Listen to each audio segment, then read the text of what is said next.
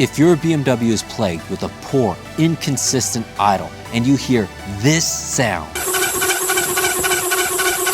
it's time to replace the belt, tensioner, and idler pulley. But don't worry, because today we're doing all that in under 5 minutes.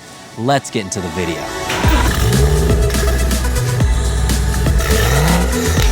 What's up everybody, my name is Fritz and welcome to the channel.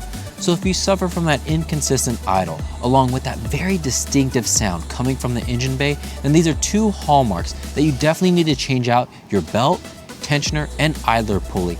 And since all three of these components work together, it's best to replace them out as one single unit versus their own individual components as they go bad.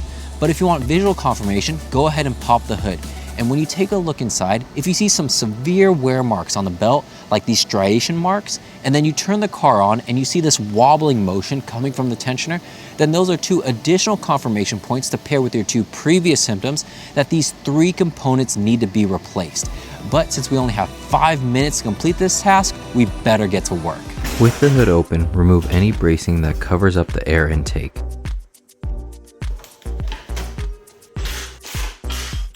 The OEM intake is held in by 4 clips at the air filter, a sensor, and a hose clamp at the opposite side.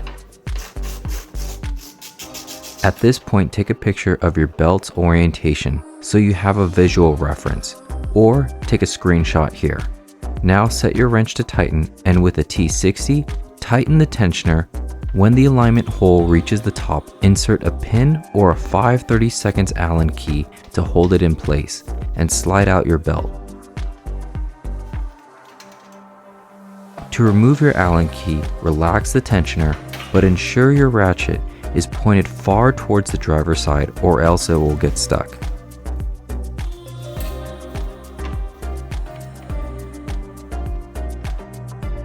Now we can loosen the E12 holding in the tensioner, and to speed things up I used a high-speed ratchet after breaking it loose. With that out of the way, we have better access to the idler pulley that has a cover over its T50. Same thing here, just break it loose and use your power tool to spin it off.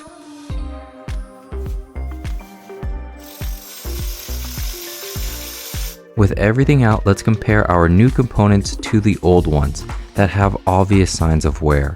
It also shows us that these components should be replaced together as they will wear evenly with one another, indicated by the common witness marks on all the rotating components and belt.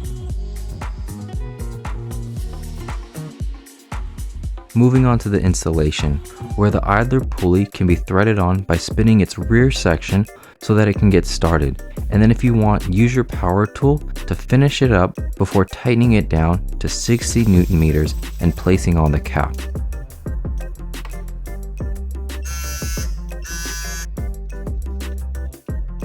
While the tensioner goes on in this orientation, and you'll want to ensure that this ear catches on the bottom of the lip inside its cutout.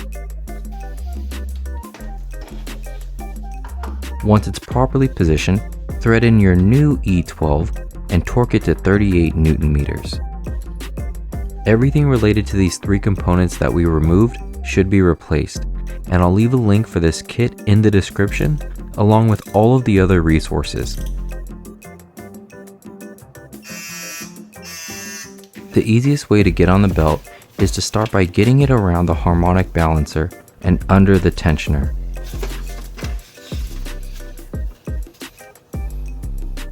Then go up and onto the alternator, then the AC compressor. Once you ensure the belt is properly situated in the grooves of these three components, pull the leftover slack between the alternator and AC compressor in order to slide it underneath the idler pulley.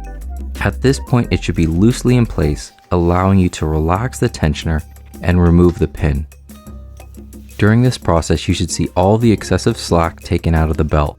Once you've ensured that it's all snugged up, double check that it's aligned on all of the grooves of the harmonic balancer, alternator, and AC compressor.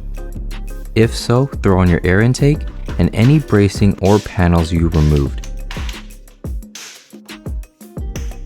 Lastly, fire it up and you should observe a smooth running belt and a firm tensioner.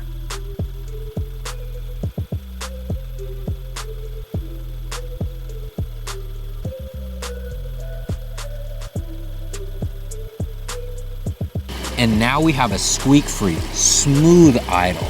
But if you want to check out the piece of routine maintenance as well as the upgrade that you should do before this job, check the link right over here. And I'll see you in that one.